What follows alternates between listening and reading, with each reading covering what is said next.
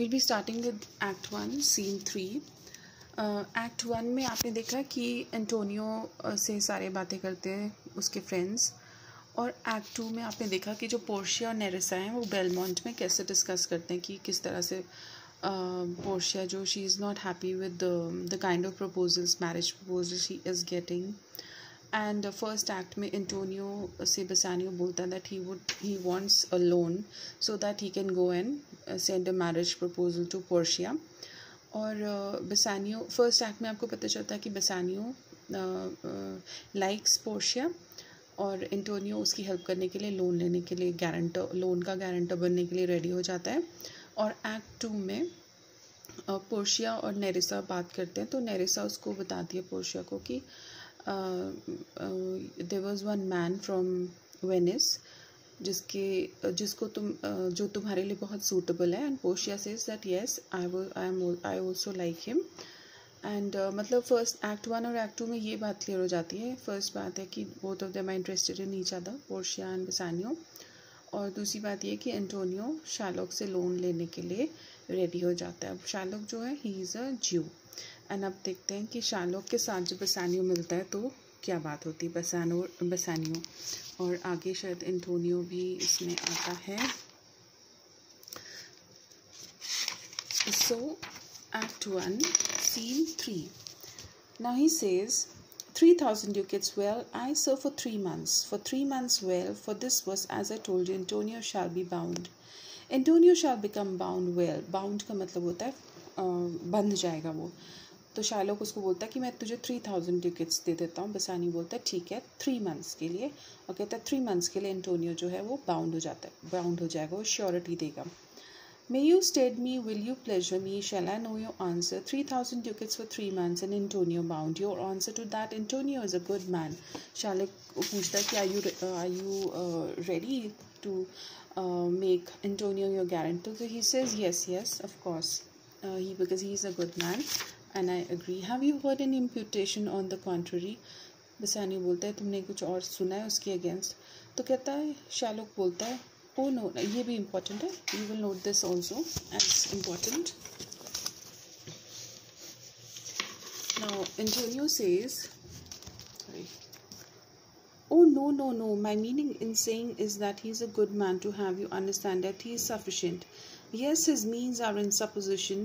He hath an argosy bound to Tripolis, another to the Indies. वो कहता है कि मैं उसके बारे में ये बता रहा हूँ कि वो वैसे सिक्योरिटी देने के लिए बहुत अच्छा है, क्योंकि उसकी एक आर्गसी का मतलब होता है मर्चेंट शिप, ट्रिपोलिस में जा रही है और दूसरी इंडीज़ में जा रही हो।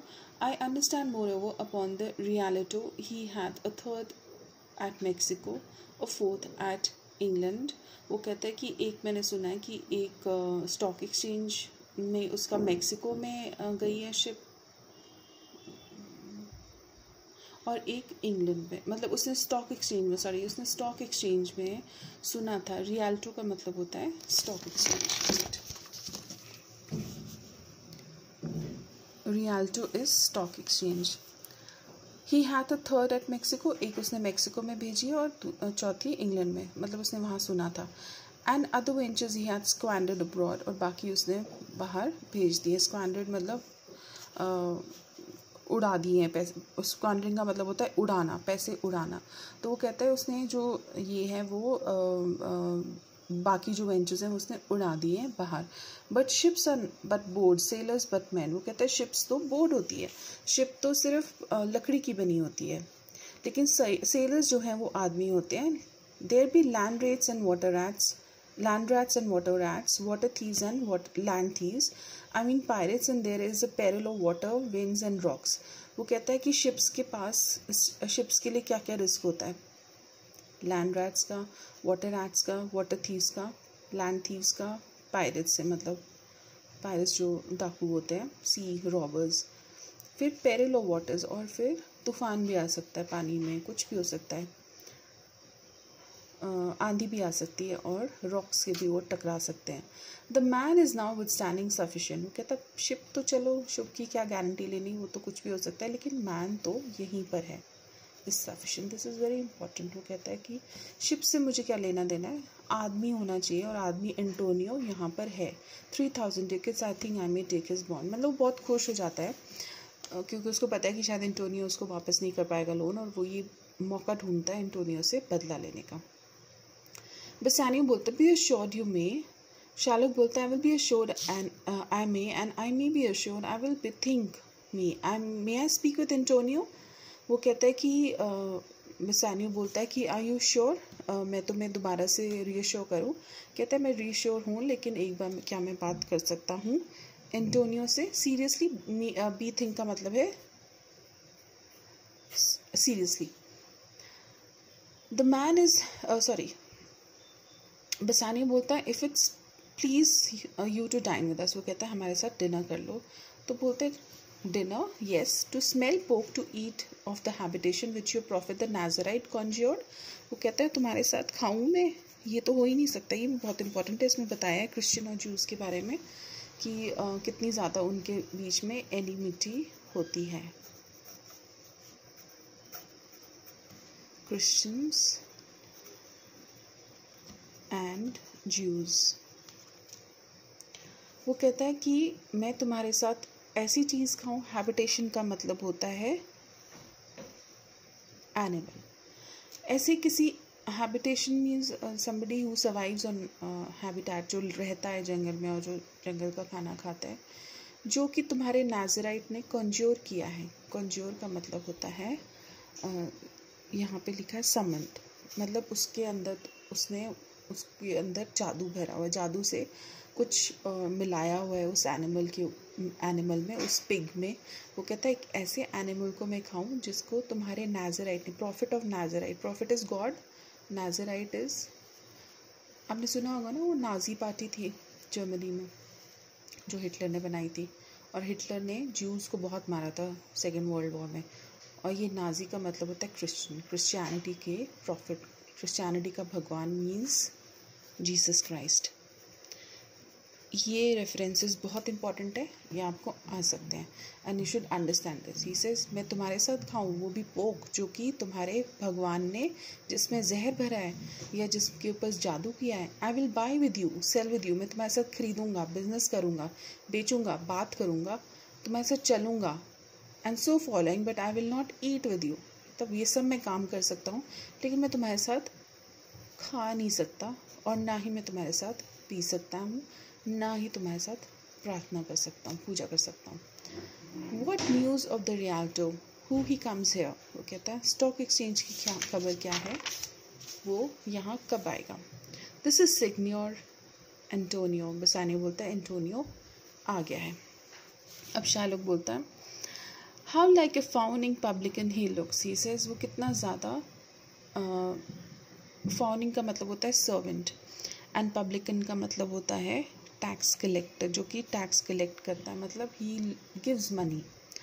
कहता है वो कैसा, ऐसा लग रहा है जैसे कि एक सर्वेंट है जो कि टैक्स को कलेक्ट कर रहा है। I hate him for he is a Christian. कहता मैं उसको बहुत नफरत करता हूँ क्योंकि वो एक क्रिश्चियन है। But more that in low simplicity he lends out money gratis and brings down. He says लेकिन क्रिश्चियन होने से ज़्यादा मुझे उसके ऊपर इसलिए गुस्सा आता है क्योंकि वो पैसे देता है लोगों को विदाउट इंटरेस्ट, मतलब वो सूद नहीं लेता है पैसों के ऊपर, और brings down the rate of usance, और जो रेट ऑफ इंटरेस्ट है बहुत ही कम कर देता है, मतलब आराम से वो पैसे लोन दे देता है और पैसे भी बहुत कम करता है। Here with us in Venice में, मतलब कि वो एक तरह से उसका बिजनेस ख़राब कर रहा है शार्लोक का, क्योंकि शार्लोक तो ज़्यादा पैसे लेता है, ज़्यादा पैसे, रेट ऑफ इंटरेस्ट ज़्यादा लेता है और पैसे भी सबको नहीं देता है जब तक उसको गारंटर ना मिले। लेकिन एंटोनियो बहुत आराम से सबको पैसे दे देता है और इंटरेस्ट भी, रेट ऑफ इंटरेस्ट भी कम लेता है पूरे वेनिस में। If I can catch him once upon the hip, I will feed fat the ancient grudge I bear him. वो कहता कभी मेरे पास इसका मतलब कि कभी ये मेरे हाथ चढ़ जाए तो मैं सारा बदला इससे लूँगा। जो पुराना ग्रज का मतलब होता है पुरानी एनिमिटी, पुराना तुम आपने कोई अपने अंदर किसी के अगेंस्ट कुछ ग्रज रखा होता है, कुछ कोई बात रखी होती है जो कि किसी ने आपके साथ कुछ बुरा किया तो you don't forget it, that is called a grudge. कहता मैंने जो ग्रज रखा है उसके अगेंस्ट, उसको सेटल करने के लिए मैं, ये कभी मेरे हाथ चढ़ेगा तो मैं इसको बताऊंगा। He hates a secret nation and he rails. वो कहता है उसको हमारा सीक्रेट नेशन पसंद नहीं है। सीक्रेट नेशन मतलब ज्यूज़ का जो नेशन है, उनका रिलीजन। तो कभी शायद शार्लोक ने एंटोनियो ने कभी वेनिस में ज्यूज़ के अगेंस्ट कुछ बोला होगा, तो उसने ये बोला। और ज्यूज़ मैंने आपको बताया ज्यूज़ और क्रिश्चियंस की से नहीं बनती थी, क्योंकि क्रिश्चियन के जो गॉड थे जीसस क्राइस्ट, उनको ज्यूज़ ने ही मारा था। And he rails even they way merchants most do congruent. वो कहता है वहाँ पे वो, कॉन्ग्रेट का मतलब होता है जहाँ इकट्ठे होते हैं, जहाँ मर्चेंट्स इकट्ठे होते हैं, वहाँ वो बहुत ज़्यादा ना ज्यूज़ के बारे में बोलता है। ऑन मी मतलब ज्यूज़ के अगेंस्ट बोलता है। On me my bargains and my well won thrift which he calls interest curse by my tribe if I forgive him.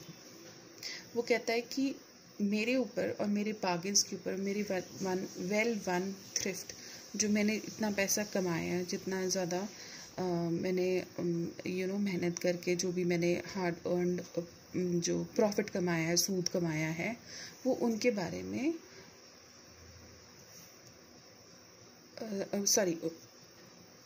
वो ये बोलता है कि जो भी मैंने पैसे कमाए हैं लोन दे के, वो इसको क्या बोलता है, बारगेन बोलता है कि इसने प्रॉफिट कमाया है और वो मेरा एक्चुअली हार्ड अर्न मनी है, विच ही कॉल्स इंटरेस्ट। वो उसको इंटरेस्ट बोलता है, मेरे जो प्रॉफिट्स हैं और मेरी जो मनी है उसको वो इंटरेस्ट बोलता है। Cursed be my tribe if I forgive him. अगर मैं उसको माफ़ कर दूँ तो मेरी जो ट्राइब है, ट्राइब इज़ रिलीजन या जो उसकी कम्युनिटी है, वो कर्स होगी, उसका बुरा होगा। तो सारी कम्युनिटीज़ को पहले हम ट्राइब ही बोलते थे। एंथ्रोपोलॉजिस्ट बोलते हैं कि जितने भी लोग थे वो पहले एक्चुअली ट्राइब्स थे, फिर धीरे धीरे वो सिविलाइज्ड हुए और मेन स्ट्रीम जो सोसाइटी है उसमें वो आ गए। तो यही is using the ancient word tribe for his own religion, that is Jewish.